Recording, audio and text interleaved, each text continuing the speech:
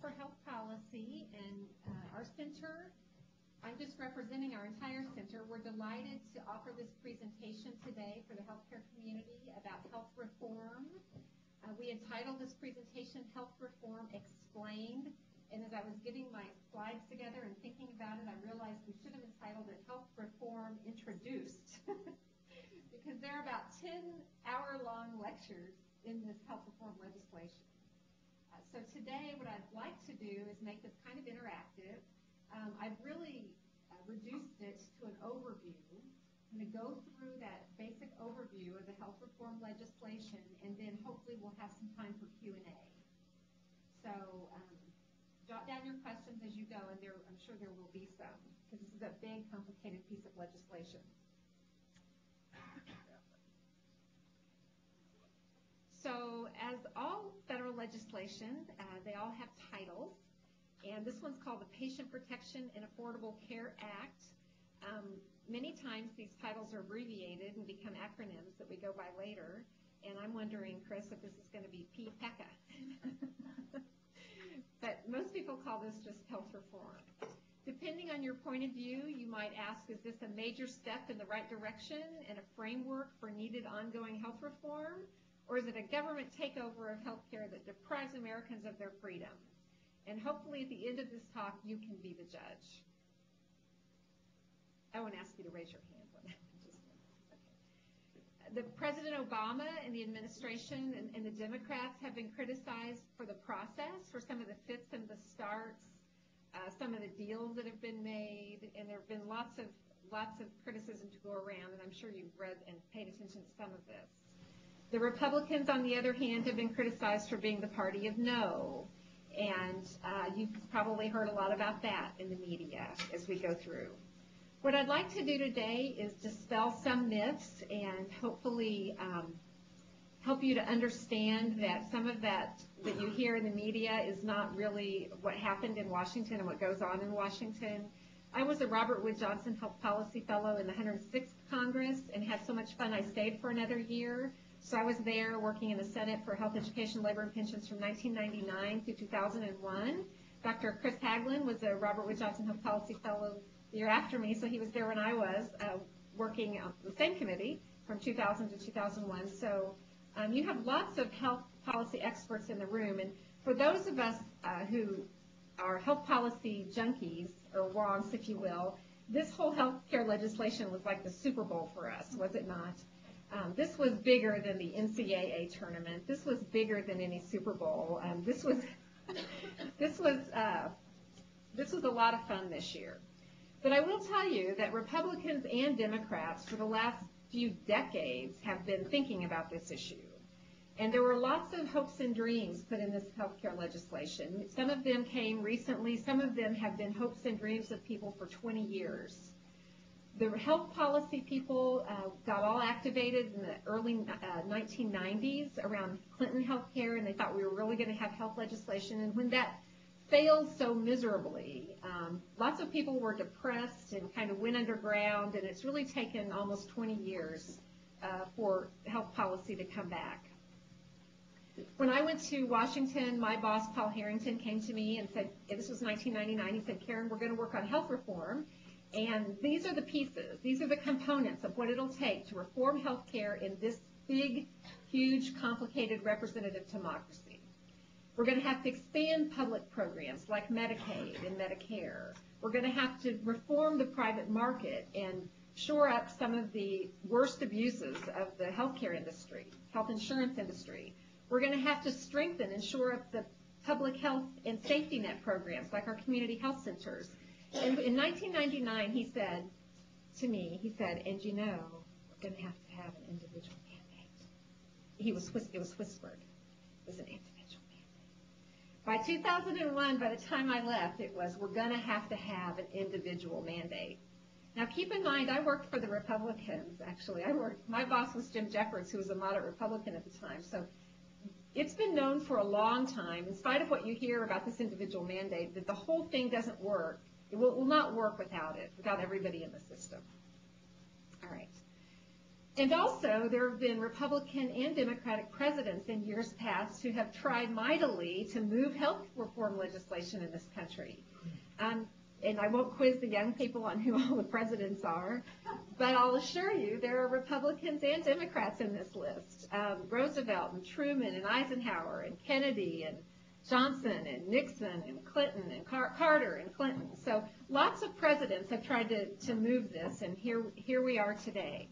So today I'm going to talk a little bit about an overview, a little bit about the timeline, give you a little information on some of the key provisions, something about the winners and losers, and what's of interest is that there are many folks and constituencies that are in both columns, actually, winners and losers for different reasons. A few things about what this means for Missouri, and then hopefully we'll have some time for question and answer. Overarching goals from any healthcare reform talked about over the last couple decades have focused on covering either everyone or almost everyone, so this is almost everyone, improving the quality of care and beginning to get some control on these escalating healthcare costs. And like I said, in this 2,500-page piece of legislation, there are many hopes and dreams of different people that have worked in this area for many decades. Overall, well, let me stop there for a second and ask you a question. How many of you are following this very intently and reading everything you can about it? So about a third. Okay. How many of you really haven't followed it much at all? So about a quarter. Okay. So overall, within the next year or so, children with pre-existing conditions will not be able to be denied coverage, and most health insurance companies are already coming on board with this. Young adults will be able to stay on their parents' health insurance plan until the age of 26. We already have many of the major companies saying they'll do this, or they have plans to do this by September. People denied coverage due to their health issues will be able to obtain temporary coverage in a high-risk pool. These high-risk pools can be run by the state, but if states don't want to do it, the federal government will do it. And then there'll also be a $250 rebate as the first step to senior citizens to fill in what is commonly known as the donut hole in funding for prescription drug costs. And I'll talk a little bit more about these as I go. Within the next year, tax credits will become available for certain small businesses offering health care coverage for their employees. Insurance companies will not be able to arbitrarily cancel coverage or cancel coverage when you get sick, the process known as rescission, or limit coverage due to annual limits or lifetime limits, and preventive measures will begin to be covered, particularly for new plans coming into the system, and Medicare will begin doing this January 1st of next year.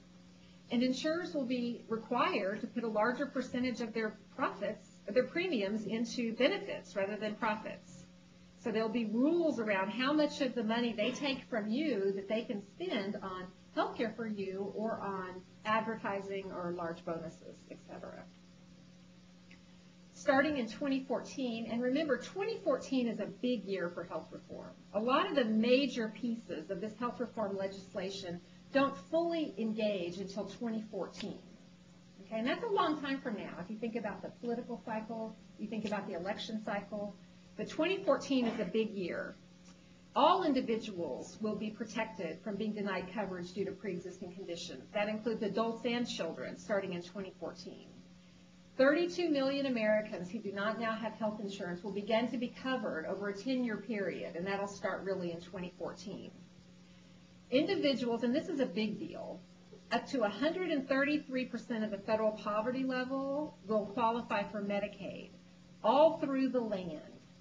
Now, as you may know, Medicaid programs are federal-state partnership programs, and different states have different rules around who they can cover. Missouri has always been generous in terms of our coverage for children, covering up to 300% of the federal poverty level for children in our Medicaid and children's health insurance programs. But we haven't always been as generous where adults are concerned. So we do cover parents of children through Medicaid, but only up to about 24% of the federal poverty level right now, which is quite a low number, like $4,000 a year in income. If you don't have children and you're low income in Missouri, you don't qualify for Medicaid right now in any case. Okay, so that's not a safety net for the poor. It's a safety net for folks in certain categories. So this is big. This is up to 133% of the federal poverty level for all people across the country. Above 133% of federal poverty level, there will be sliding scale subsidies for the purchase of health insurance through the exchange and other ways. And then there'll be these state-based exchanges or marketplaces. In 2014, will begin to operate. And these are these exchanges where health insurance companies come and they offer health plans, but they're all grouped together, so you get to have the benefit of the market. Okay, so if you're an individual right now and you're trying to buy a health plan and you've got some illness, the deck is stacked against you. In this setting, there'll be lots of insurance plans and lots of different products that you can choose from, and they won't be able to deny you because of a pre-existing condition. These are big changes. Also in 2014, large employers who do not offer insurance will face a penalty, and individuals not carrying health insurance will face a penalty. And this has been the most politically controversial piece of this healthcare legislation. So this is what we talk about when we talk about an individual mandate. So individuals will be required to carry health insurance with some exceptions. What's considered a large employer? 50 or more, and I'm going to talk about that in just a minute. So overall, we're going to see an increase in regulation and accountability. We're going to see some increase in federalization, and we're going to see some first steps toward paying for value rather than volume, although arguably these are baby steps. How much will it cost? Almost $800 billion over 10 years, mostly through expenditures and penalties. Deficit reduction of $143 billion over 10 years is what is expected if there are no changes. And if there's one thing I can tell you for sure, there will be changes. Mark my words, there will be changes. It imposes taxes on insurers, on pharmaceutical and medical device industry, on high-income individuals, and high-cost, what are called Cadillac healthcare plans. And I'll talk about that in a minute. And it assumes, and this is a pretty big assumption, savings of $500 billion through the Medicare program through 2019. And you can imagine that there might be some changes in some of this as it goes along. So Uwe Reinhardt, who's going to come at the end of October to be one of our keynote speakers at our Health Policy Summit, he talks about this as a spider web, and I like this metaphor because it's so true. The whole of healthcare around this huge country, it's like a spider web, and you pull on it over here and it moves the whole thing. So everything that happens affects everything else. And so what they tried to do is think of all that and put provisions in place to anticipate all that. But in any major piece of legislation affecting 17% of your economy, there will be unintended consequences. There's a federal team of high-level people, old veterans of health policy in Washington, Pete Rouse, Nancy Ann Minda Pearl. We have Kathleen Sebelius, as you know, as Secretary of Health and Human Services, the former governor of Kansas. Importantly, the Secretary can expand provider payment reforms nationwide without Congress' permission. That's big.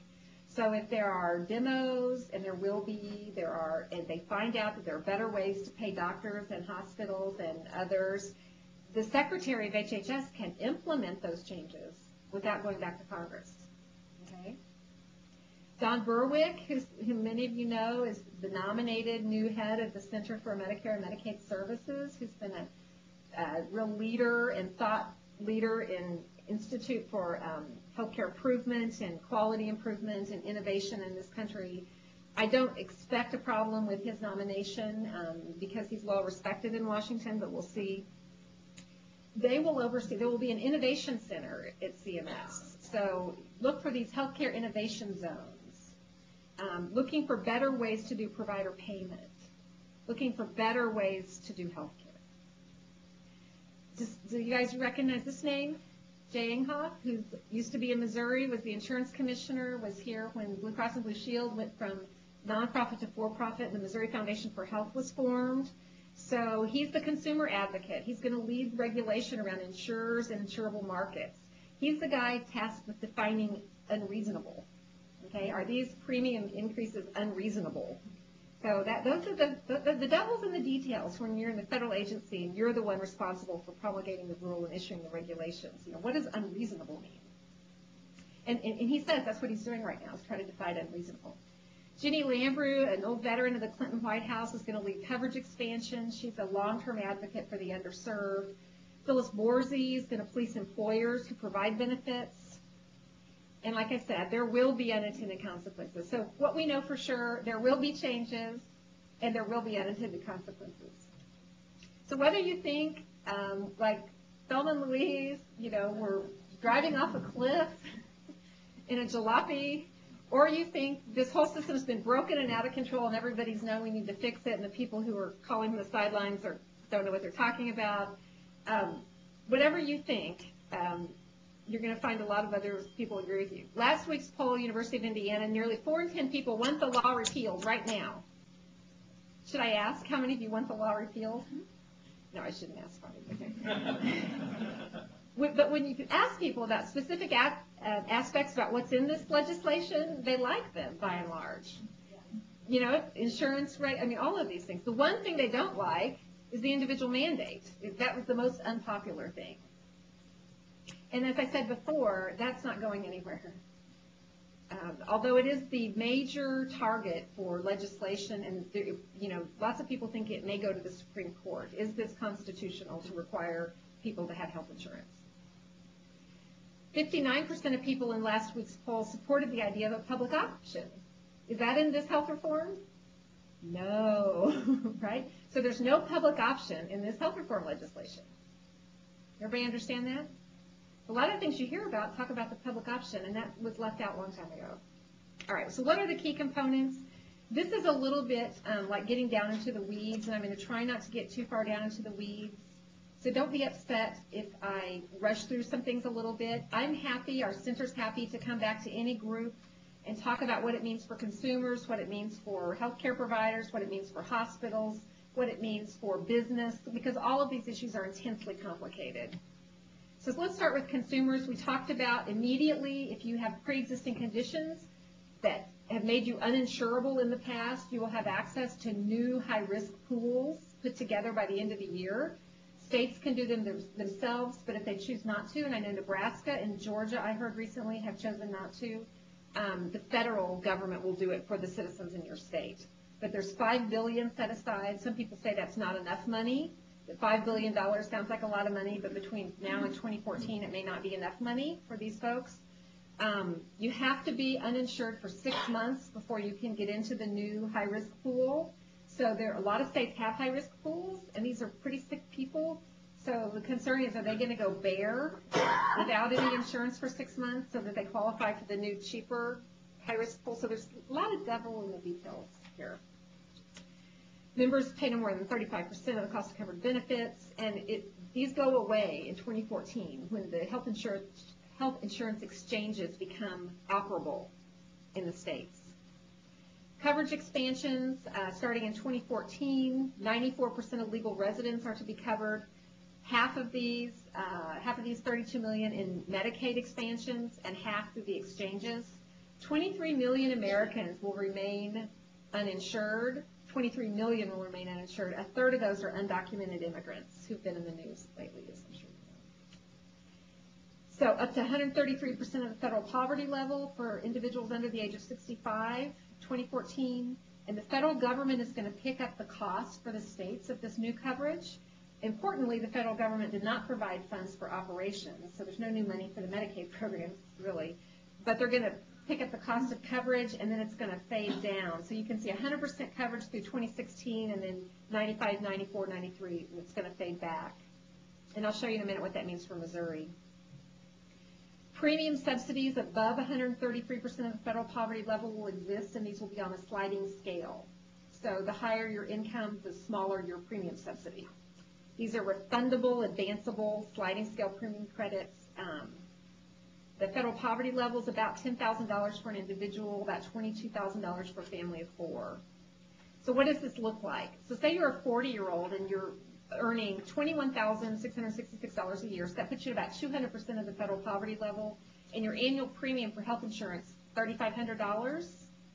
You get a subsidy of $2,135, but you don't get it. It goes directly to the insurer. Okay? And then you pay $1,365. For a family of 4, the family would pay $2,778. The subsidy would be over $6,000 from the federal government. Does this make sense? It's a complicated issue, but there are graded subsidies as you go up. The proportion, people at this level are not, they shouldn't pay more than 6.3% of their earnings at 200% of the federal poverty level. At higher levels, 300 to 400% of the federal poverty level, families are expected to be able to pay a higher percentage of their income. And you can see that from $6,000 to $8,000 a year. And the subsidies go down as income goes up. Anyone who cannot find a premium that costs less than 8% of their income is exempted from the penalty from having individual coverage. Okay, so there are exceptions for financial hardship. Does anybody use flexible spending accounts here? A couple people. All right, so there are new rules on flexible spending accounts.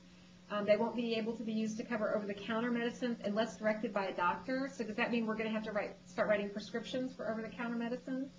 Right? So lots of things to consider. And there's going to be limits in 2013 on how much you can put in that, down to $2,500 a year. Preventive services, new plans are going to be required to pick up 100% coverage for preventive services where it can't apply to your out-of-pocket or end-of-year out-of-pocket limit, can't apply to co-pays and things like that.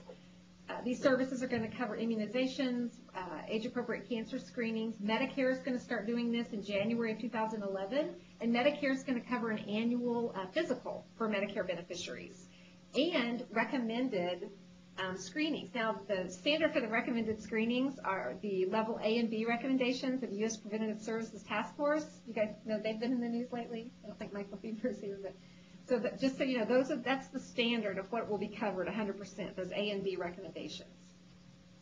What about senior citizens? What does this legislation mean for them? Well, there's two big things. One is the donut hole is going to be gradually closed, and I'll show you what that is in a minute. What that is funding for prescription drugs. So the federal government helps senior citizens with their prescription drug costs up to a point, and then there's a gap, and then it kicks in again, and people call that the donut hole. Okay? So it's quite a shock to some seniors when they hit that donut hole, and then their costs go way, way up. And over time, that's going to be closed. Medicare Advantage is a program that is less common here in the Midwest as it is on the coast, but this is managed care in Medicare. So this happened when the Republicans were in charge and they wanted to introduce market-based incentives into the Medicare program, and they started paying companies to deliver Medicare services and started paying them at a premium. And so they've been a target for a long time because there's a lot more taxpayer dollars that go to the Medicare managed care plans. So what about that donut hole? So there will be a $250 rebate this summer if you hit the donut hole. In 2011, there's going to be 50% discounts on brand name drugs, and it'll increase up until 2020 when the donut hole is completely eliminated. Those are supposed to be donut holes. So up to $2,700, if you're a senior citizen, the federal government through Medicare Part D subsidizes a large part, 75% or so, of your prescription drug costs. Then there's nothing until you get to $6,154 when catastrophic coverage kicks in and the government provides 95% of that coverage. Okay, so that's the donut hole, and that's what's going to be closed coming up to 2020, which is a big deal for senior citizens on limited incomes who require lots of medications. What about those Medicare Advantage plans? We as taxpayers actually pay them 14% more per patient for care than the traditional Medicare program. Now, if you're in one of those programs, you're going to get some better services, some services that other folks don't get, some lower premiums. So this is going to be politically not pleasant for some of those folks. So vision care, better drug coverage, spas, acupuncture, a whole variety of things that may not be covered under traditional Medicare. So that's why this was phased in over time, so there wouldn't be a big backlash. So the largest cuts really don't begin until 2015. So over time, these cuts will be phased in. All right, what about this individual mandate? 2014, so those of you who don't have health insurance, which I hope is not a big part of this crowd, but it may be, the individual mandate doesn't kick in until 2014. What happens if you don't get health insurance in 2014? Well, that's a $95 penalty. So it costs you $95. In 2015, it's going to cost you $325 to go without health insurance.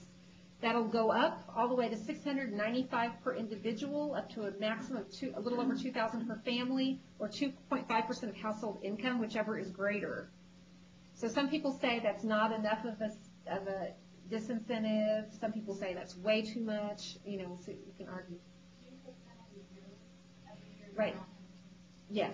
These are annual penalties, and it's supposed to be managed through the Internal Revenue Service, which is fun politically. So exemptions for financial hardship, and if you can't find coverage costing less than 8% of your total income. There are also exemptions for religious reasons. So there are certain categories of exemptions for this penalty. High income earners, so this is in that category. What does this mean for consumers, right? So they're a consumer. The Medicare payroll tax is going to go up from 1.45% to 2.35% of earnings, above $200,000 for an individual and $250,000 for a married couple. The same high income earners will have a 3.8% tax on investment income starting in 2013. This is a lot of money, actually. This is a big source of income for this whole program, is high income folks. Okay, so that's a little bit about consumers. How about a little bit about employers? Well, large employers have an employer mandate. So large employers, 50 or more, are going to be required to provide coverage for their employees or pay $2,000 per employee for not providing that coverage. Mid-sized employers don't have a mandate, but they don't have incentives either. Small employers, less than 26 employees, this year, tax credits will begin to become available for those who are offering coverage for their employees. Companies less than 50 employees make up most of the businesses in the United States, and they're exempt from the mandate. So that politically, you can imagine how this played out, because small business had a fit. You know, don't put mandates on us. We can't afford what we're doing. So small businesses, these credits will be up to 35% of their cost if they're covering at least 50% of their workers' premiums. In 2014, that credit goes up to 50% of their cost, which is a big deal to some small business owners. The full credit will be available to very small employers, 10 or fewer, and if they have annual wages below $25,000, and the credit phases out as the firm size and wages increase. What about large business? I think the details are always interesting. So they're going to pay $2,000 for each full-time employee not offered health coverage. Well, I just learned recently that there are some large employees who employ mostly part-time people, right? So you can imagine some of the impacts on this. Except for the first 30 FTE. I'm sure that was just a negotiation, right? So $2,000 on everybody except for the first 30. So you can have 30 full-time employees. Anyway, this fee would then help cover the cost of buying policies in the exchange. More fees.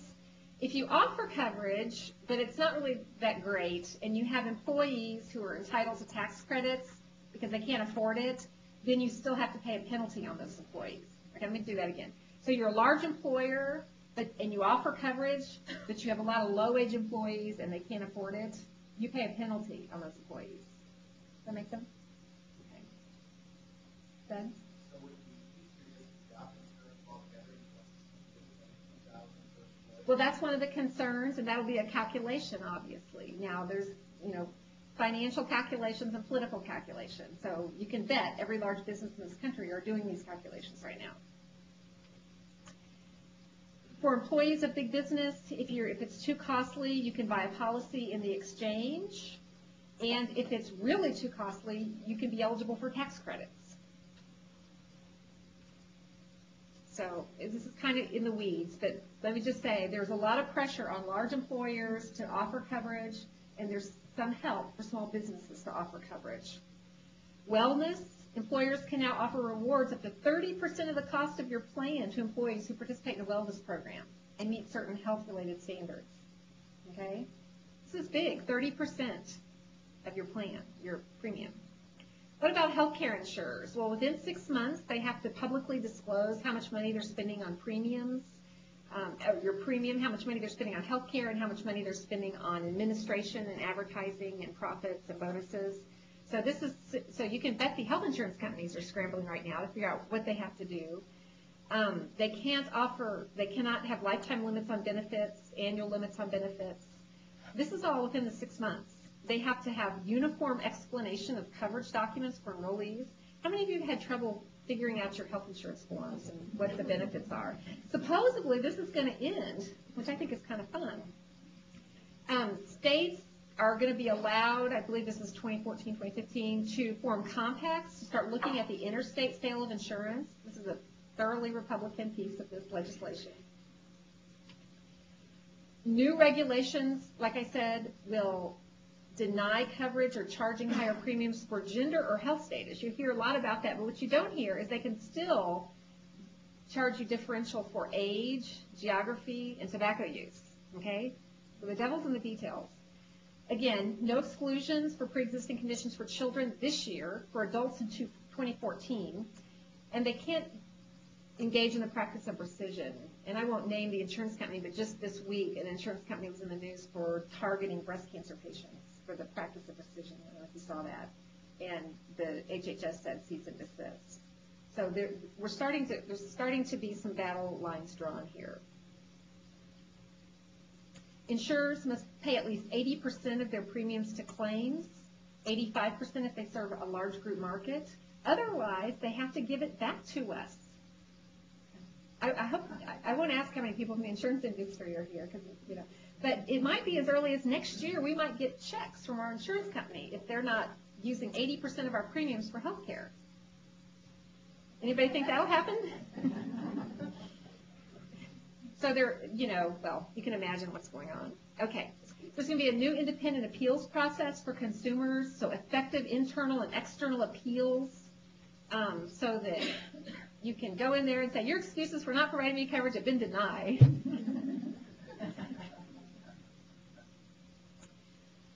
Kathleen Sebelius has made it clear that the feds are watching and they're prepared to do battle. They do not want to see health insurers abuse consumers between now and 2014, and they're watching carefully. So you'll get to see this playing out in the news.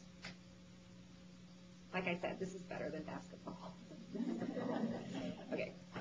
Senate discussing right now, there was discussion just last week about new legislation because of this very issue, doing a check on unjustified premium hikes, because 22 states on the individual market, 27 of the small group market don't require a review of premiums before they go into effect. Okay, so maybe taking a look at this, what's unreasonable earlier. So they have to implement uniform standards for electronic exchange of information, and we talked about flexible savings accounts. What are these exchanges, these marketplaces, these state-based marketplaces? Well, they're going to be marketplaces for us all to go on the individual and small group market by 2014. And health plans, in order to participate, have to meet certain qualifications.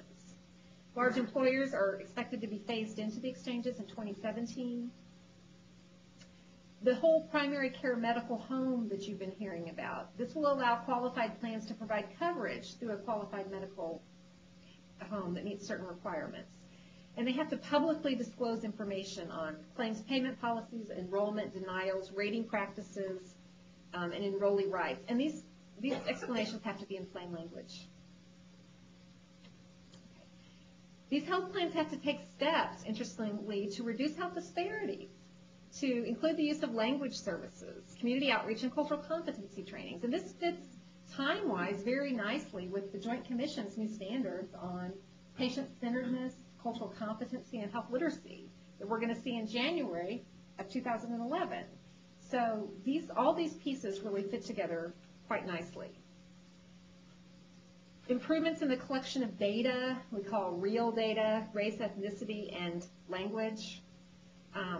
And they have to provide linguistically appropriate information on health insurance options. So if you speak Spanish, it has to be provided in Spanish. Plain language is a good idea. They have to use plain language on insurance forms because the average adult in this country reads at an 8th grade level, and 1 in 5 adults read at or below a 5th grade level. So how can they be expected to figure out these health insurance forms, right?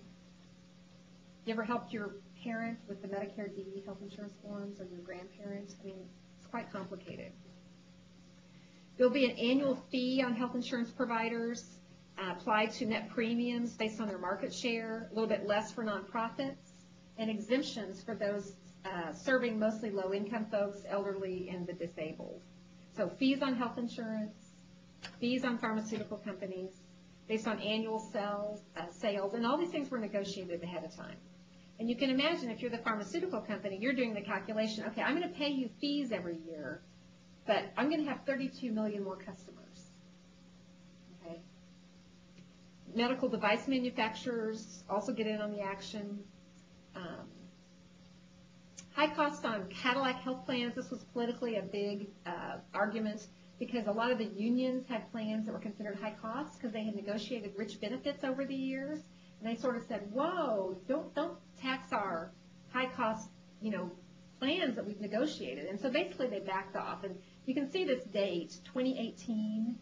You can imagine there won't be a single high cost plan in the country by 2018. The tax is huge. If you're a high-cost plan, the tax is a 40% excise tax on everything above a certain level. I mean, that's a big tax. So it's really an attempt to drive down these very super rich, high-cost insurance plans.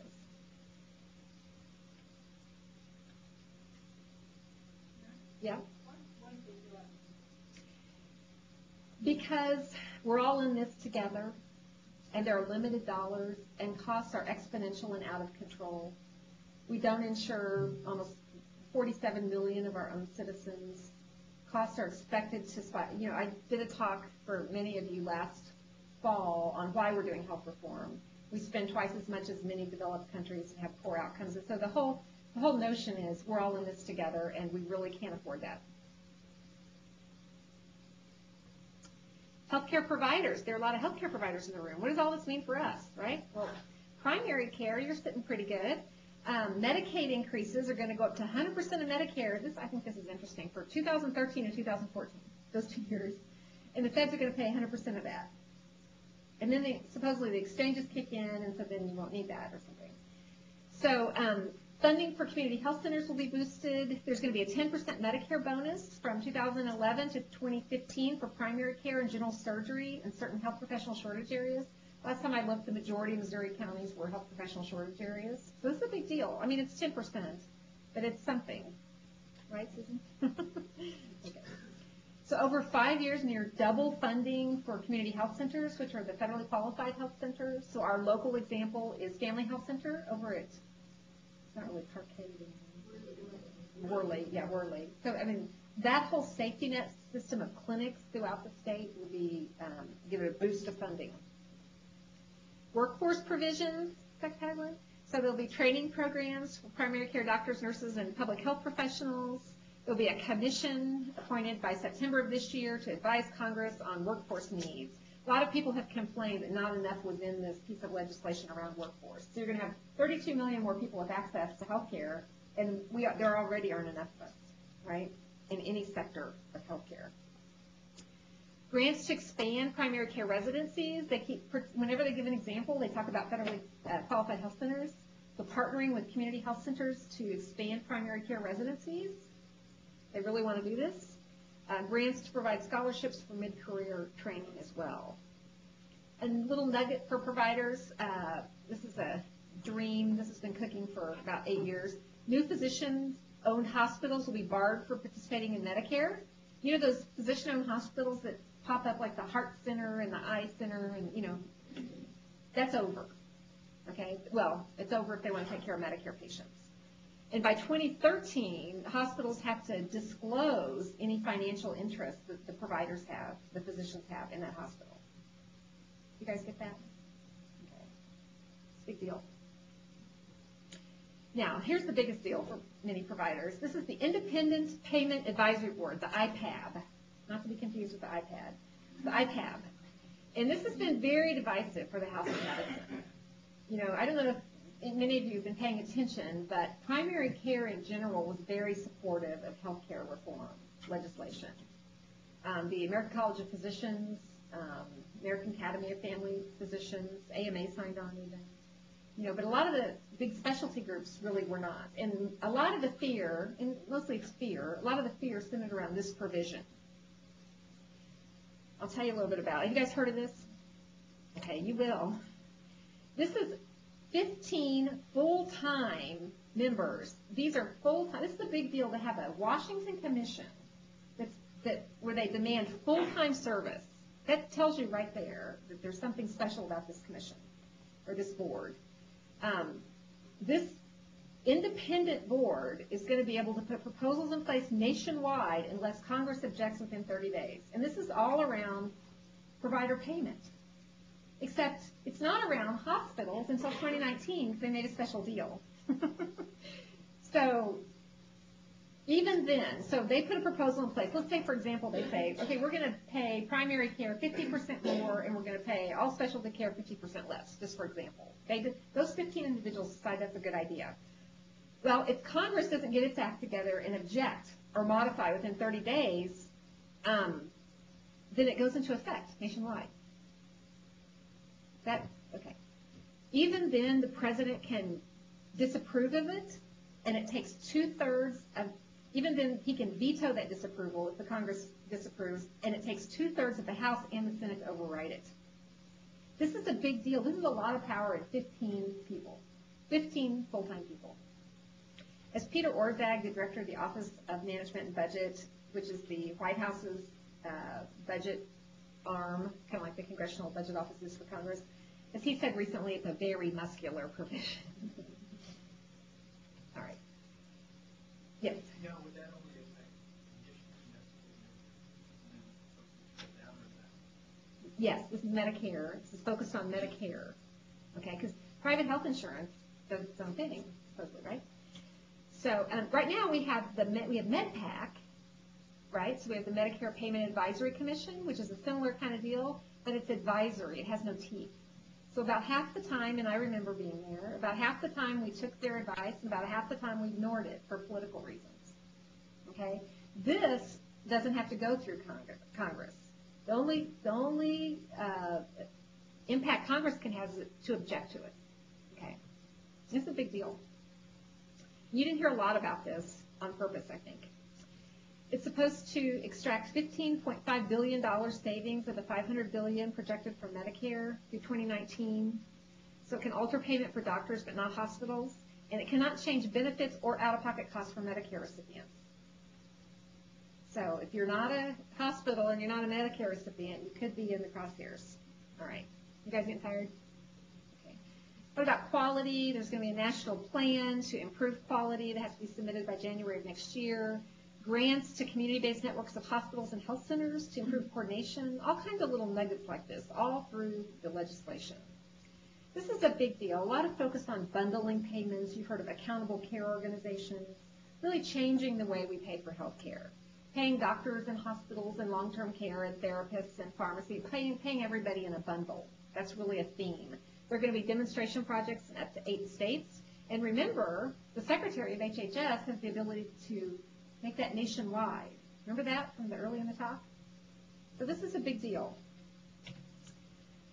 Fred Turton, who's the chair of the American College of Physicians Board of Regents, recently said this takes the first steps toward breaking the link between paying for volume and paying for volume of services. Okay. By March 23rd, federal agencies had to start collecting better statistics on the population, including language and disability status. A lot of little nuggets on quality throughout this whole piece of legislation. You ever wonder whatever happened to comparative effectiveness research? Remember this big debate about comparative effectiveness research? Well, it's back, and it's called Patient-Centered Outcomes Research Institute. Most of this is going to run through the Agency for Healthcare Research and Quality, or AHRQ, to examine the comparative effectiveness of different medical treatments using existing studies and conducting their own. It's a 19-member board appointed by the comptroller who runs the government accounting office, government accountability office now. It includes doctors, hospitals, drug makers, device manufacturers, and health experts. They cannot mandate or endorse coverage rules or reimbursement for any particular treatment. It's very clear. And the Medicare can take them into account as long as it just doesn't take them into account is the only provider of information. Okay, this is the political deal that was crafted. But watch this carefully, because if you're doing research on comparative effectiveness of medical treatments and you're a major payer, Aren't you going to pay attention to that research? Right? This is kind of a big deal. Reduction in disproportionate share or DISH payments. They've been talking about this for over 2 decades, and that is sort of rationalizing the monies that go out for uncompensated care out into the states, because not every state actually uses their DISH payments for that purpose. So they're looking at $22 billion over 10 years out of Medicare and $14 billion over 10 years out of Medicaid. They want to reduce payments that are not, quote, empirically justified. So this is something to watch. For hospitals, there are payment penalties for readmissions. In the fall of 2012, they're going to quit paying for 30-day readmissions for heart attacks, heart failure, pneumonia, right? So you've heard about this already. Readmissions, you're not going to pay for them anymore. There's some unexpected provisions in this whole healthcare legislation. Well, there are a lot of them if you really read through it. But one that is kind of fun is, if you've heard about this, it's going to require chain restaurants, those with more than 20 stores, and foods from vending machines to disclose the nutritional content on each item. Okay, so you get to know how many calories are in that plate of nachos you're ordering at TGI Fridays or whatever. Oh, wow. Can you imagine how many that would be? So this is a big deal. This is the dream child of Margot Wootan at the Center for Science and the Public Interest. They really pushed hard for this provision. So you see little pieces of things pushed by different folks in this. And then the whole bit about tagging on student loans to the whole healthcare thing was a little bit unexpected. And don't ask me any questions about this because I don't really know much about this. All right, what's my favorite provision? A 10% amount paid on indoor tanning services. For those of you who don't know, I chair the Department of Dermatology. Maybe my least favorite provision is 12 years of exclusivity on the makers of biologic medicines. We have a lot of patients who really, really need their biologics who can't afford them. And so having 12 more years of struggling with this is not something I look forward to. Who are the winners in all of this? And I'm just about finished. Well, the uninsured, clearly. The currently uninsured folks and uninsurable are winners. Healthcare providers are winners, all kinds of healthcare providers, because we're going to be able to take care of patients who may have health insurance where they didn't before. And we all know how heartbreaking it is to take care of people who don't have access to healthcare and can't afford their prescriptions and their treatments and can't afford to come back and see us. So this is a big win for us in that way. Hospitals and clinics, more patients, more people in the door, more insured folks. Pharmaceutical industry, more customers, 32 million more people to take their medications. Private insurers, they came out pretty sweet in all of this. They have lots more regulation and things they can't do, but they have 32 million more customers. I said that, private insurers. Employers, especially small employers that are offered the tax credits. And primary care providers, we don't see it, we just see these little 10% increases now. But if you read the tea leaves going forward, we're going to pay more for primary care, and we're going to pay less for these high-cost specialty areas. No doubt. Young people are winners because they get to stay on their parents' insurance up until the age 26, right? So that's a win. And seniors who take medication, particularly those who require many medications and end up in that donut hole, those are all winners, and there are more. Losers, private insurers who now have to cover everybody regardless of their health condition, who have to tell us how much money they're spending on profits, who have to use plain language and can't confuse us anymore. High-income Americans who are going to pay more taxes and more taxes on their investment income. It's quite a chunk, actually. Specialty providers who are going to take cuts in payments moving forward to rationalize how we pay for health care. Employers, especially large employers, 50 or more, they're going to have to pay a penalty if they don't offer coverage to their employees. Young people, losers, right? Because they have to have health insurance, even if they're young and healthy. We have to have all of them in the system. So you can argue that they're losers in a way. They can't just not get it until they need it. Older Americans using the Medicare managed care plans will feel this for sure. If you had a really wonderful plan and you're going to have less benefits now, you're going to feel this. And generic drug makers who didn't negotiate quite as well. Where is the undocumented immigrants in this country? They're losers. They're losers, actually, for sure, because they didn't get coverage. They're not included. I said that at the beginning. they're losers for sure. Right. So what's not included in healthcare, and I should have put that on my losers list. And the other thing I should have put on this list is all the stuff you hear about HIT, and that all came from the stimulus funds. That's not healthcare reform, okay? All that coming down around adopting electronic health records, health information exchange, that's not part of healthcare reform, really. It's related, but it was in the ARA. It was in the stimulus funds. So, how will the Medicaid program change over time, given that most states are struggling with that budget now? To get that help, aren't state governments going to be a loser in this? well, remember what I said before. The things I know for sure is that there will be changes, right? So, and this is a dynamic piece of work. And so you can see, and I'll show you a little bit about Missouri and our Medicaid program in just a second, and you'll see how that'll work. So the public plan is not included. Everybody get that? If you don't remember anything else I say, there's no public plan in health reform. Significant liability reforms are not included, okay? There's a little demo I'll show you, but provider payment reform, it's expected, but it wasn't really included. A fix for the 21% Medicare cut for physicians that's looming. So it's hard to focus people on 1% and 2% cuts and things like that when they're looking at a 21% cut in Medicare that just gets extended month by month or 2 months by 2 months. So this whole fix to the sustainable growth rate methodology on how physicians get paid, that was not included. And major cost controls were not included, arguably. And hopefully you know that the death panels were not included. Never existed in the first place. All right, so what about fear of lawsuits? A recent Gallup poll interviewed a bunch of doctors across a bunch of specialties and found that, doctors think maybe a quarter of healthcare costs can be attributed to the practice of defensive medicine. And what was in health reform? Just a little bitty bit, $50 million, which is budget dust in Washington. And when I was in Washington, if it was anything $50 million or below, we didn't count it. Okay? So really, it's budget dust. So $50 million over 5 years, grants to states to do alternative methods to resolve medical malpractice claims. Okay, so not much on medical liability and all this. What about Missouri? We have a high-risk pool. We have an existing high-risk pool, and these are some details. Deductibles from $500 to $5,000, out-of-pocket costs up to $5,000, which are too high for a lot of people, honestly. And you can't have, and it doesn't cover any costs incurred the 6 months before coverage. To make a new high-risk pool through this new plan, part of this $5 billion, it has to be a separate high-risk pool. We have to tell the feds we're going to do this on the state level by April 30th. Okay, this is what, April 28th? So in 2 days, we have to decide whether Missouri is going to administer our own high-risk plan, or if we don't, the feds will do it. Okay? And like I said before, it cannot be used to cover people who are on our high-risk plan. So they would have to go naked for 6 months, which is a big deal if you have a lot of chronic conditions. And I really hope people don't do that. But they might. And so it's something that providers need to know about.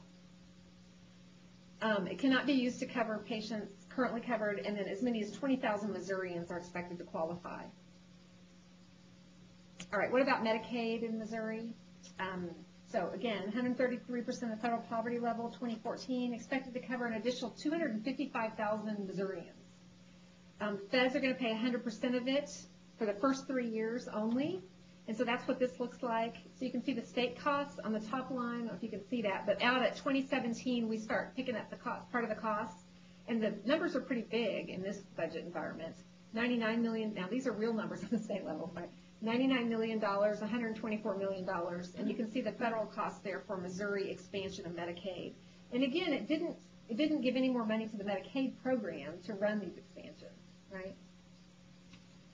So there's the pie showing how much the feds will cover, how much the state will cover in 10 years of Medicaid expansions for eligible adults. There's a lot of people in Missouri. What else about Missouri? Well, we have this foundation-funded Health Literacy Missouri initiative. So these 255 new people on Medicaid, a lot of them are going to have health literacy challenges, and we have quite a resource here in Missouri to help them. What about what's going on in the state assembly? And I'm almost finished. We have folks in the state assembly who want to opt out of all this health reform legislation entirely, okay? And so there was a joint resolution passed in the House. There's a Senate joint resolution on the calendar. So there's a lot of talk in the state assembly about just saying Missouri's out. And there are a lot of other states that are having these discussions as well. Peter Kinder, our lieutenant governor, has joined a lawsuit challenging the constitutionality of the individual mandate on behalf of Missourians, and they're using private money to do this. So these are things to watch. Many people think this is the piece that might go up in the court system in terms of a challenge. In review, summarizing, in the next year, children with pre-existing conditions can't be denied. Young people will be able to stay on their parents' insurance. People with high-risk people who haven't been able to be insured can enter into a new high-risk pool, and seniors in the donut hole get a $250 rebate. Tax credits for small companies, new rules for insurance companies, new coverage of preventive measures, and insurers have to put more money into benefits rather than profits. Adults and children can't be denied in 2014, more people covered. Medicaid up to 133% of poverty, subsidies up to 400% of poverty, and state exchanges begin operating in 2014. As do large employers not offering coverage getting a penalty, and individuals not carrying insurance facing a penalty. So in summary, it's comprehensive health reform. There will be changes as it rolls out. Provider payment reform will be messy, and politics and the election will continue to influence this entire process. I will point you to our 8th Annual Health Policy Summit, October 29th at the Hilton Garden Inn here in Columbia. We're going to be talking about health reform. We're going to be talking about social determinants of health. We have quite a lineup of speakers, and I'm going to stop there and open it up for questions. Thank you for your attention.